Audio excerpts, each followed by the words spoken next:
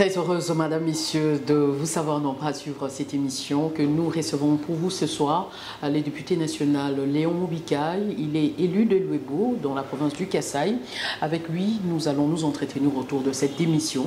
Déjà, le ministre de Transport qui a pu déposer sa démission et c'est lui également du plan et suivi du vice-ministre de la Santé. C'est dans ces cadres-là que nous sommes là. Nous parlerons également des élections, déjà qui se pointent à l'horizon pour 2023. La situation, le déroulement, comment se passe-t-il? Est-ce qu'aujourd'hui, nous pouvons nous dire que cette démission va nous amener directement au dialogue ou pas? Les éléments de réponse, c'est tout à l'heure avec le député national Léon Mobikaï, à qui j'ai dit bonjour et bienvenue dans cette émission. Bonjour madame, merci beaucoup. Et comment vous allez? Est-ce que les festivités se sont bien déroulées? Oui, tout se déroule bien. Nous sommes en train de suivre la situation politique du pays. C'est ce qui nous intéresse pour le moment. Je dis au début de cette émission que vous êtes libre de Louébo. Oui. D'entrée de jeu, est-ce que vous pouvez quand même nous parler aujourd'hui de la situation de votre province, le Kasaï, et plus précisément Louébo en particulier? Non, ma province va bien. Ma circonscription aussi.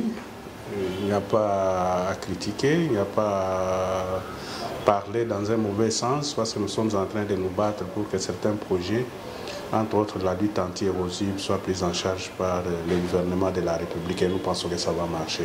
C'est le grand problème que nous avons chez nous. Je pense que si nous résolvons les problèmes des routes, la circonscription sera désenclavée pour les activités de nos habitants. Et déjà, la centrale électorale a déjà lancé le processus d'enrôlement. Est-ce que dans cette première heure de lancement du processus, est-ce que vous êtes également concerné ou bien vous avez... Non, nous sommes dans la deuxième vague. La première vague, c'est surtout la partie occidentale du pays. Nous allons intervenir au niveau de la deuxième vague qui va intervenir du 24 janvier au 23 février. Mais comme déjà, nous attendons. Comme déjà nous sommes dans le bain, quel est aujourd'hui le message que vous pouvez lancer à vos électeurs qui vous suivent déjà au travers de cette émission? Parce qu'il y a certaines qui découragent les uns et les autres, mais quel est aujourd'hui le message que vous pouvez apporter à vos électeurs qui... Le train a déjà démarré. Mes électeurs, je les prépare déjà pour un enrôlement massif. Vous savez que Louébo avait eu 3 sièges à un certain moment, nous l'avons perdu. Le prétexte était qu'il y a eu des atrocités de Kamana Sapou et les gens avaient fui pour aller ailleurs. Mais maintenant qu'il y a la paix, nous pensons que tout le monde va s'enrôler pour qu'on récupère les sièges qu'on avait perdus. Je crois que ça sera ainsi. Et moi-même, je serai sur terrain pour encadrer nos électeurs. Oui, je disais qu'au début de cette émission, nous avons annoncé qu'il y a eu des séries, des démissions pour le proche de Moïse Katumbi, le ministre membre du gouvernement. Comment aviez-vous appris la nouvelle de cette démission? Non, moi je m'attendais à ça. Pour moi, c'est un non-événement parce que ça devait se faire il y a de cela une année. Il y a de cela une année, selon Moïse Katumbi, le président de la République avait déjà franchi la ligne rouge. C'est à ce moment-là qu'on s'est demandé pourquoi alors il traîne les gens, il laisse ces gens continuer avec quelqu'un qui a déjà franchi la ligne rouge. Ça, c'est un problème qui date de plus d'une année. Donc ce n'est pas une surprise pour moi parce que je savais qu'il devait nécessairement démissionner.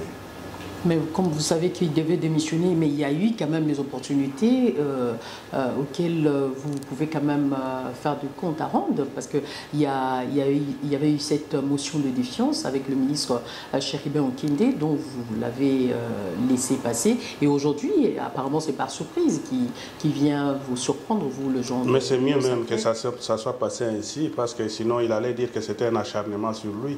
C'est mieux même que ça soit passé comme ça s'est passé là pour qu'il parte. Il doit allaiter tôt, c'est normal. Moi, je pense que c'est une bonne occasion pour lui. Aujourd'hui, le divorce est consommé entre l'Union sacrée et le Ensemble pour la République de Moïse Katumbi. Divorce, oui. Je crois que c'est consommé. Mais je crois que les gens sont libres de juger s'il faut rester dans l'Union sacrée ou pas. Parce que parmi ces ministres, il y en a qui sont restés sans problème, on ne va pas les chasser. Monsieur le député national, parle-nous un peu de Moïse Katumbi. Aujourd'hui, est-ce que Moïse ne vous fait pas peur, vous, de l'Union sacrée? Franchement, Moïse ne nous fait pas peur. Moïse a peur de partager les bilans avec nous. Et nous savons que c'est sa façon d'agir. Ça n'a pas commencé avec Tshisekedi. Il avait commencé déjà avec Kabila à une année de fin de mandat de Kabila. Il a fait la même chose. Il s'est déclaré candidat président. Il a dit qu'il ne reconnaît pas les bilans alors qu'il était dans le jeu depuis le début, jusqu'à être gouverneur et même après ça, il a été toujours actif à côté. Mais arrivé à une année, par peur de partager les bilans, comme il le dit toujours lui-même, il déclare qu'il est candidat président et qu'il ne reconnaît pas les bilans, alors que ces ministres que lui-même avait recommandés ont siégé au gouvernement jusqu'en dernière minute. Je crois que Moïse ne nous fait pas trop peur, ne nous fait même pas peur, parce que je ne pense pas que Moïse pourrait être président de ce pays. Mais lui qui dit que dès qu'il aura le poste, dès qu'on va l'élire comme président, dans 6 mois, il va terminer la guerre de l'Est. Oui, mais il sait pourquoi il le dit. Il sait pourquoi il le dit. Est-ce que tu as entendu Moïse condamner l'agression de la République démocratique du Congo par Kagame? Est-ce qu'il peut oser ouvrir sa bouche pour dire que Kagame est responsable des misères du peuple congolais? Mais qu'est-ce il ne peut jamais, non, il ne peut jamais oser. Comment ça? C'est sa belle famille là-bas. Il va oser comment? Demandez le nom de la femme de Moïse. Et Moïse, lui-même est parti nous accuser chez les Juifs là-bas qu'on ne veut pas de lui dans ce pays ici parce qu'il est juif. Il l'a dit lui-même de sa bouche. Lui-même qui se déclare juif, qui a des problèmes avec les gens dans son pays, qu'il part accuser en Israël, et dont la maman est zambienne. Mais en quoi il va devenir? Comment il va même devenir? Mais est-ce que vous pensez qu'aujourd'hui le problème de nationalité peut poser problème? Ah, ça se pose, madame. À quel niveau? À tous les niveaux. Si, à supposer que maintenant nous avons la guerre entre nous et les Rwandais, Moïse sera de quel côté? Il sera de quel côté? C'est pour cela qu'il n'ose même pas ouvrir sa bouche pour condamner l'agression de notre pays. Il ne peut même pas oser ouvrir la bouche pour dénoncer ça. Et il va régler le problème de la guerre en allant s'incliner devant son beau-père pour dire « Attendez, s'il vous plaît, ne continuez pas à agresser mon pays ». Ce n'est pas ça que nous voulons. Nous voulons une armée solide qui va combattre pour que nous ayons la paix au pays. Mais aujourd'hui, les alliances qui s'annoncent déjà à l'horizon 2023 ne vous fait pas peur? Et Moïse risque comme il a quitté aujourd'hui l'Union sacrée, peut également s'allier avec ceux-là qui ont déjà annoncé leur couleur. Aujourd'hui, Moïse ne représente rien dans les grands Katanga. Moïse ne représente rien, il ne nous fait même pas peur. Par contre, les trois dont tu parles là, madame, moi je vois seulement que c'est la mauvaise foi. Déclarer que ce pays, il n'y a rien qui se fait, la misère a atteint le top et tout ça. Non, c'est vraiment... Et puis... ce qui m'étonne aussi, c'est qu'il y a un médecin comme moi, gynécologue comme moi, réparateur de femmes comme moi, qui entre dans les jeux des politiciens et qui fait des déclarations qui étonnent. Politiques, hein. Qui étonnent, non, madame. Mais ce sont des alliances politiques, on fait avec qui on voit que mes projets se rallient avec l'autre et puis on peut avancer. Et au moment opportun, Et Mukwege a un projet qui est proche des projets de Fayoul. C'est quel projet Mukwege a? D'aller réparer le fistule. Parce que moi aussi je le fais. Ce n'est pas un projet national. Ça, c'est son domaine moi privé. je le fais. Mais tant qu'aujourd'hui il se lance dans la politique, donc ça veut dire qu'il a un projet de société qu'il va présenter, ou bien ils ont déjà rallié leur projet de société ensemble. Je crois qu'il Et aujourd'hui, avec, je crois que Moïse Katumbi va également entrer dans la danse. Il est en train d'être induit en erreur et il va perdre son prestige. Et mon confrère là, professeur comme moi, il va perdre son prestige avec ce qu'il est en train de faire maintenant. Il ne sait pas à qui se rallier. Il va aller se rallier à qui? À Fayoulou et à... l'Union sacrée, vous avez peur de cette union? Non, il s'est relié à qui? Fayoulou et qui? Fayoulou, Matata et... Matata qui a été dirigeant dans ce pays ici. Qu'est-ce qu'il a fourni? Boukangalonzo. Et quelqu'un comme Mukwege va aller se rallier à Matata. Pour produire quoi? Matata, si ce n'est pas du fiasco, il a assuré. Il a assuré avec un budget de 4 milliards. Depuis qu'il est venu au pouvoir, il a trouvé un budget de 4 milliards. Il a amélioré jusqu'à son départ. Matata a amélioré le budget de... La stabilité macroéconomique. Oh, mais c'était des chiffres. C'était des chiffres qu'il inventait, stabilité. D'ailleurs, c'est par lui que moi j'ai connu même cette histoire-là, macroéconomique. Donc j'estime qu'il avait un bon français. Oui, ça je le connais quand même. Il parlait un bon français sur le plan économique et tout ça. Un technicien. Mais la résolution, non, madame, technicité, entrée, il a trouvé le budget de 4 milliards sur 80 ou 100 millions d'habitants. Il est sorti, après combien d'années, il a laissé le budget à ce niveau-là. Il ne pouvait pas mobiliser les fonds. Qu'est-ce que les autres font de magique par rapport à lui? Non, je crois que moi, ce qui ne me plaît pas dans cette histoire, c'est de voir un grand médecin, prix Nobel de la paix, avec un prestige. Dans l'Union sacrée avait combattu il y a peu, là, avec des attaques. Il est venu avec son prix Nobel de la paix. L'Union sacrée était là, il a été déjà reçu. Il était rentré dans ce pays et c'était le pouvoir de Matata là. Vous avez interdit ces activités sans organiser. Non, c'est faux. C'est faux. Nous sommes démocrates. On ne peut pas interdire à quelqu'un. Mais il est venu avec le prix Nobel qui nous faisait tous plaisir. Matata au pouvoir. Il a décidé de venir ici à Kinshasa. Qu'est-ce que le ministre à l'information avait dit? Mais qu'est-ce qui vous fait peur? Il n'y a rien qui nous fait peur. Pas sur tous ces trios-là. Parce que c'est un trio qui n'a pas d'argument. Et vous êtes un peu jaloux de voir comment est-ce que ces 4 têtes vont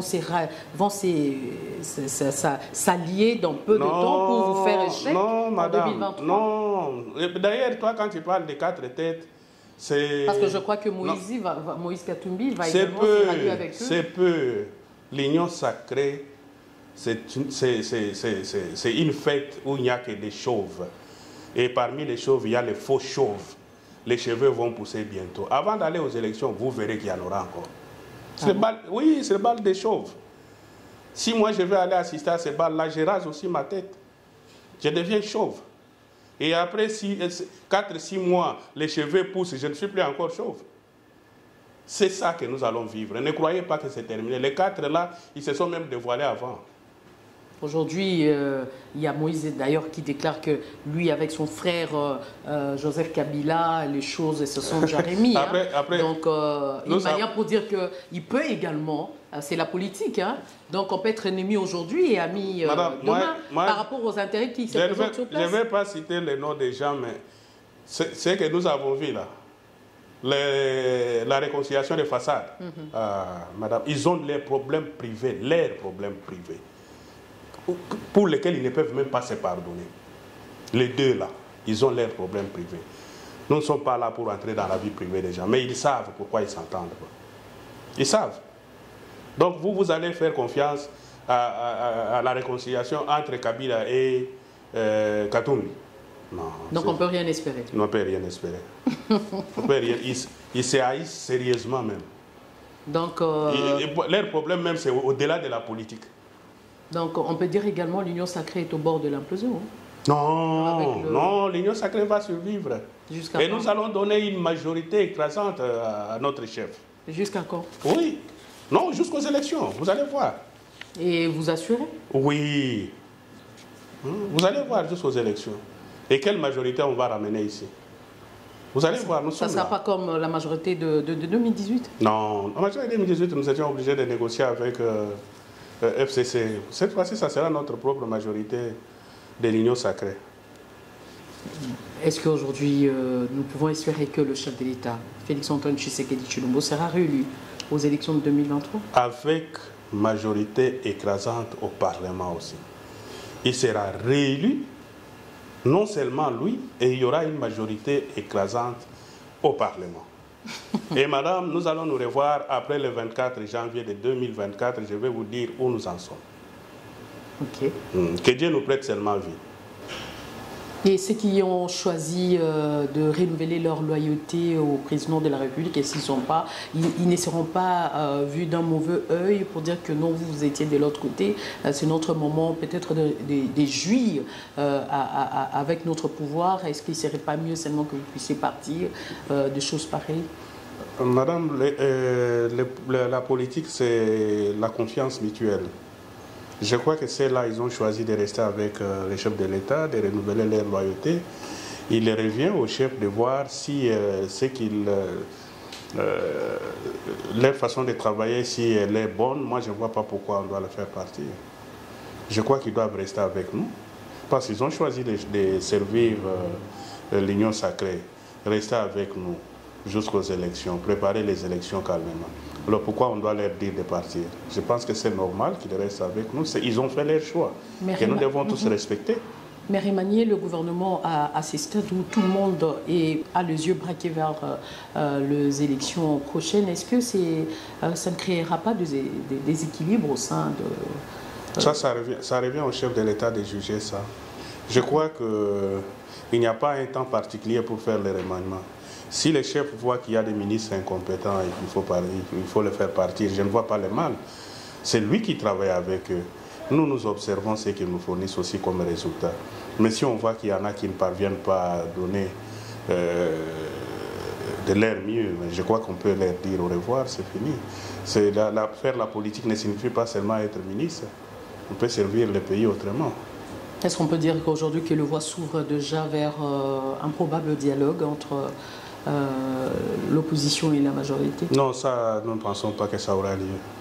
Ça, il ne faut pas distraire la population. Il y a eu combien de dialogues dans ce pays? Ça produit quoi? Je crois qu'il est temps qu'on puisse retoucher sur le plan technique le gouvernement en place, mais aller au dialogue pour chercher à faire quoi au dialogue? Et vous pouvez vous imaginer quand quelqu'un dit, au moment où on commence les activités d'enrôlement, quelqu'un sort d'un vide comme ça pour dire non, on doit revoir la CENI, on doit revoir la Cour constitutionnelle. Je crois qu'il y a quelque chose qui ne va pas. Il y a quelque chose qui ne va pas. On doit continuer parce que nous sommes déjà sur le chemin d'aller aux élections. Allons aux élections, que les meilleurs gagnent. Comme ça, s'il faut faire des arrangements? Non, on peut le faire après les élections pour constituer les nouveaux gouvernements. Mais ce n'est pas le moment. Nous sommes à une année, on doit retoucher la scène. C'est une façon de fuir les élections. Mais malgré cette volonté du chef de l'État d'organiser des élections dans le délai, il y a quand même certaines voix qui s'élèvent déjà pour dire que non, ce sont de fuite en avant. Le chef de l'État n'a pas cette volonté, d'autant plus qu'il y a de tensions qui s'observent dans les différentes provinces de la République et qui risqueraient d'être l'une des causes pour que les élections ne s'organisent pas. Madame, je crois que ceux qui disent que c'est une fuite en avant, je crois que ce sont eux vraiment qui sont dans ce processus-là de fuite en avant. Parce que nous sommes en train de suivre le calendrier électoral. Et nous sommes en train de nous dire, nous sommes à la fin du mandat et le mandat doit être renouvelé. On ne doit pas renouveler le mandat d'un chef de l'État par le processus de dialogue. On doit aller aux élections. Alors, si le processus est déjà en cours, laissez les gens aller aux élections. Au 24 janvier de 2024, nous aurons un autre président qui va prêter serment et qui sera avec nous. Mais les dialogues en soi n'est pas... Les dialogues pour parler de quoi? Les dialogues pour parler de quoi, madame? Les dialogues là, c'est pour parler de quoi? Pour parler des processus électoraux? Non, ça va nous donner des retards. On ne peut pas faire les dialogues. Museveni qui a demandé à ce que le chef de l'État puisse négocier aujourd'hui avec le rebelle du M23. Non, nous savons que ce sont eux qui soutiennent ces rebelles-là. Nous n'avons pas le temps à perdre avec eux. Moi, je pense que le chef de l'État a utilisé beaucoup de diplomatie et cette diplomatie n'a pas donné de résultats sur le M23. Je crois que les chefs étaient clairs. Peut-être qu'il y a eu des non-dits qu'on pouvait tirer entre les lignes. Donc, si le processus de diplomatie a échoué, d'ailleurs, il continue à le faire jusqu'à aujourd'hui, il n'est pas fatigué, mais si ça échoue, on doit recourir aux armes. Mais en parlant de cette diplomatie, comment est-ce que vous trouvez la diplomatie congolaise sur le chicken? En tout cas, très solide, madame. Personne ne pouvait pointer du doigt ce que nous sommes en train de voir ici, où Kagame est en train de reculer déjà, il voit qu'il y a des choses qui ne vont pas. Mais nous avons vécu ici pendant pratiquement 18 ans. Qui pouvait oser dire, pointer des doigts à Kagame qu'il est à la base de déstabilisation de l'Est du pays, si le président ne l'avait pas dit aujourd'hui? Qui pouvait avoir ce courage-là? Depuis l'entrée des affaires jusqu'aujourd'hui, la guerre continue, on tue nos frères et sœurs de ce côté-là. Mais on sait qui est l'instigateur, mais personne ne pouvait dire qui est l'instigateur. Les chefs ont mobilisé pratiquement toute la communauté internationale aujourd'hui. On a débloqué même les régimes d'information qu'on avait pour l'achat des armes. Nous pouvons acheter des armes. Moi, je ne sais pas qu'est-ce qu'on pouvait encore avoir sur le plan diplomatique, quels résultats on pouvait avoir plus que ces résultats que les chefs de l'État viennent d'arracher. Mais comment jugeriez-vous, pour ceux-là qui pensent que la levée de l'embargo sur le plan militaire que nous avions subi pendant de longues années et sur base des échanges entre la RDC et les États-Unis sur le lithium, par exemple? Ah, mais toutes les voies sont nécessaires pour arriver à un bon résultat. Tu sais, dans ces pays ici, nous avons vécu du temps de Mobutu. Il disait, je peux faire le pacte même avec les Satans pour la paix dans mon pays. Mais où est le mal? Mais si on a aussi, qui a aussi osé dire dans ces pays qu'on doit avoir un contrat gagnant-gagnant, si ce n'est pas le président Tshisekedi qui vient de le dire maintenant. Donc si l'élection est à exploiter et qu'il y a, un contrat gagnant-gagnant entre la RDC et les États-Unis, où est le mal? Moi, je ne vois pas le mal. Je veux pas. Donc, le mal. Au moment où nous ne savons pas déjà d'abord calculer les contenus de ces lithiums, ou bien parce qu'aujourd'hui la guerre c'est la guerre électrique. La guerre des minéraux, ouais. je crois. Ouais. C'est normal. Mais on a eu des contrats avec les Chinois. Qui peut nous dire dans ces pays les contrats qu'on a eu avec les Chinois, la part que la République démocratique du Congo a gagné? Personne. Même ceux qui ont dirigé, personne ne peut le dire. Il y a eu des contrats où c'était ouvert, ils ne payent même pas de taxes. Jusqu'à aujourd'hui, il y a certaines compagnies chinoises, moi je suis dans le domaine des minéraux, il y a certaines compagnies chinoises qui ne payent même pas les taxes. Donc, je me demande, quand on dit qu'on doit avoir un contrat gagnant-gagnant, et on doit avoir les armes pour faire taire la guerre, et les pays vont en profiter, où est le mal? Et aujourd'hui, en parlant toujours de cette levée de l'embargo sur le plan militaire qu'avait aujourd'hui la RDC, est-ce que vous pensez que ça ouvrirait une porte de la victoire à la RDC sur le rebelle? Madame, moi je suis convaincu que nous allons gagner cette guerre. Et nous allons la gagner d'une façon propre. De quelle manière? Parce que le complot est tellement vaste. Le complot est vaste. La diplomatie est en train de jouer, mais les armes aussi vont jouer. Parce que nous aurons nos propres armes maintenant. Et nous allons affronter les rebelles avec nos propres armes. Est-ce que cela peut ouvrir une opportunité à la RDC de pouvoir contracter de partenariats avec d'autres pays, en l'occurrence par exemple aujourd'hui la Chine, la Corée ou bien la Russie par exemple?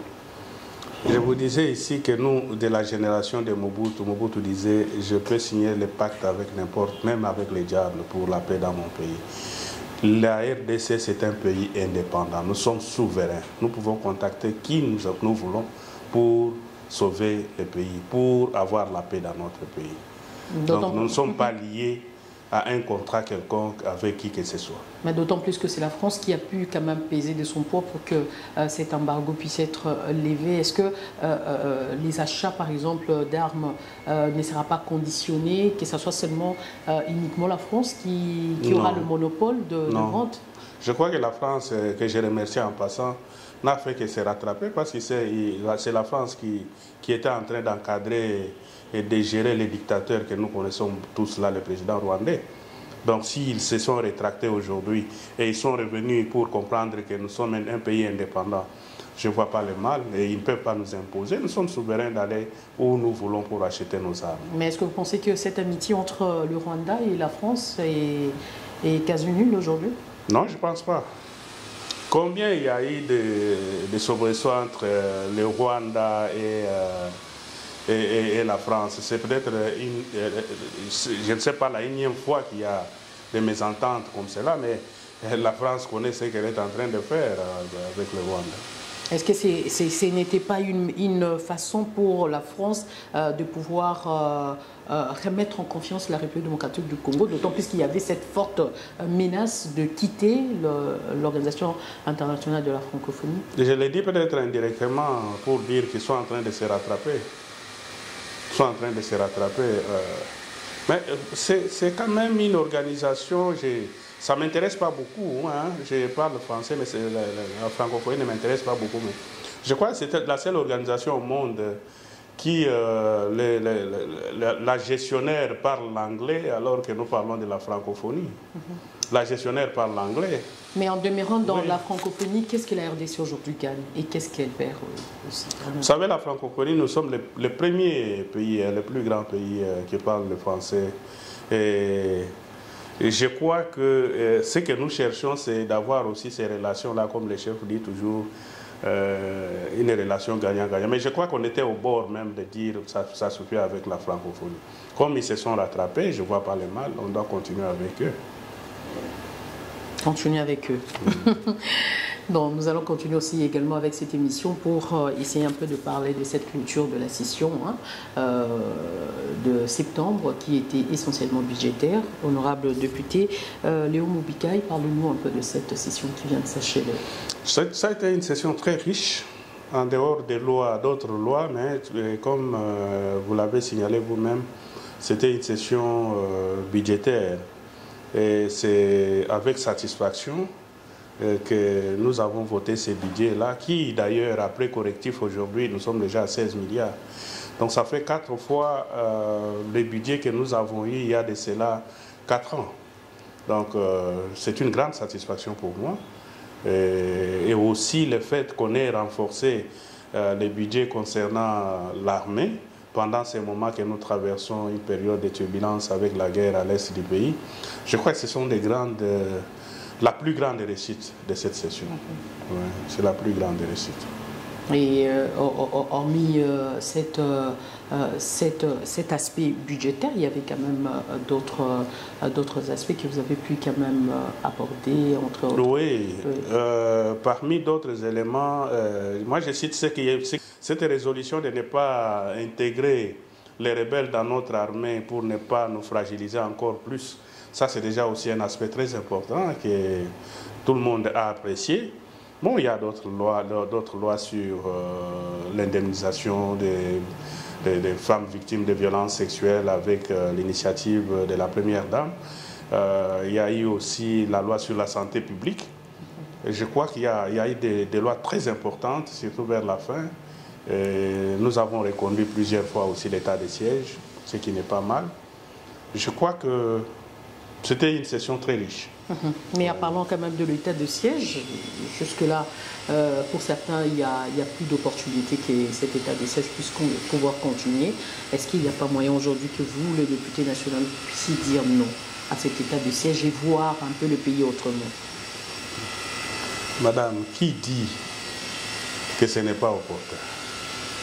Ce sont ceux-là qui sont souvent impliqués, qui disent ça, pour qu'on lève ça et qu'ils continuent dans leur manœuvre dilatoire pour chercher l'argent sur le sang des Congolais.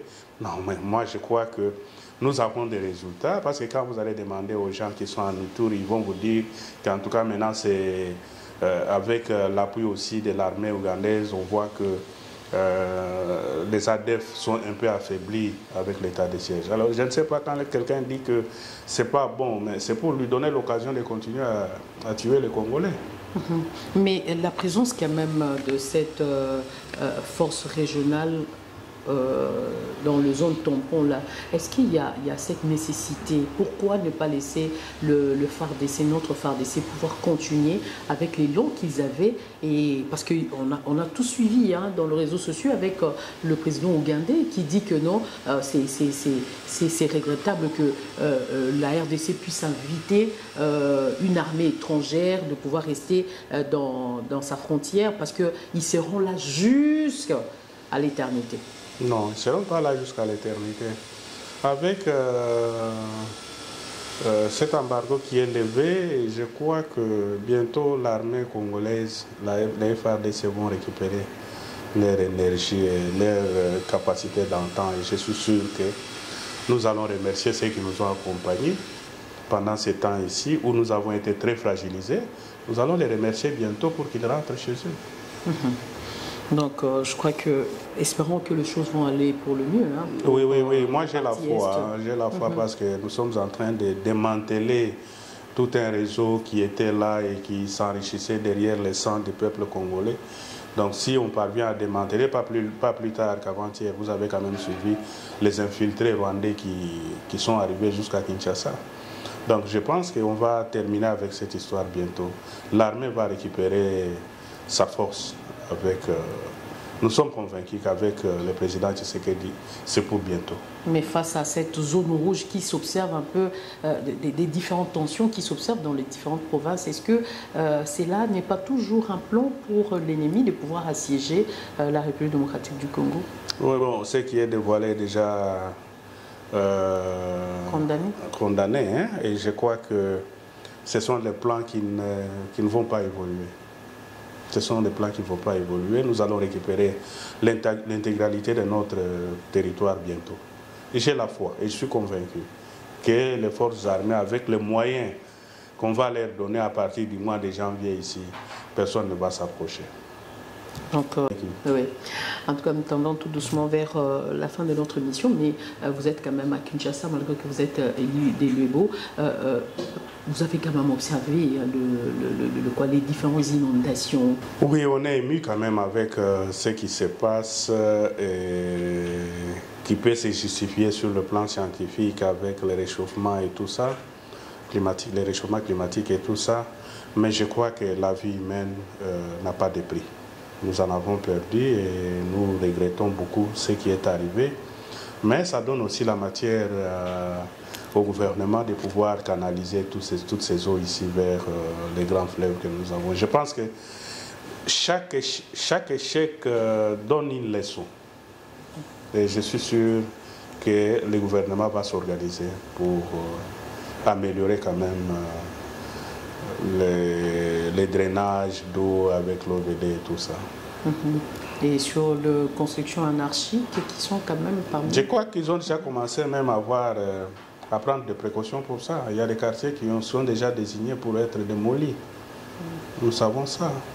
Et nous pensons que ça va se réaliser, que ça ne soit pas seulement une promesse. Ok. Et autre chose à ajouter par rapport à... Non, dire seulement merci. Que vous soyez déplacés jusque dans mon bureau. Merci beaucoup. Et saluer aussi vos téléspectateurs. Merci. Merci beaucoup. Merci beaucoup, chers téléspectateurs. Je rappelle ici que nous avons reçu sur ce plateau Léon Moubikai, les députés national élu de Luebo, avec qui nous avons échangé sur cette démission de proche de Moïse Katumbi. Nous avons également abordé le sujet du processus électoral et aussi nous avons essayé un peu de briefer sur son territoire qui est les Luebo. Donc je crois que c'est par là que nous mettons un terme à cette émission. Merci et restez branchés sur notre chaîne. Au revoir.